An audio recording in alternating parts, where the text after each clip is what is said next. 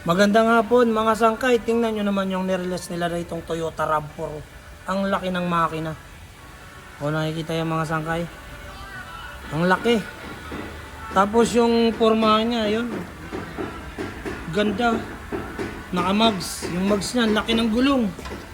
Family car, tapos nakaka na rin siya, hybrid. Ayan.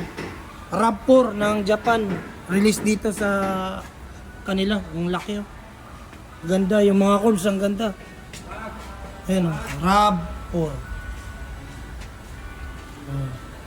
Saka yung loob niya mga sangkay, tingnan nyo. Yung monitor niya, yung shifter, kakaiba na. Ano, ganda mga sangkay, ganda ng loob. Yung mga lightnings, ang kakaiba na. Family car na yung daang datingan niya ng Toyota RAV4 nila rito. Yung upuan, sporty seat na rin. Ayan, oh. Ganda ng upuan. Yung likod, ang laki ng likod. Oh. Ganda mga sangkay.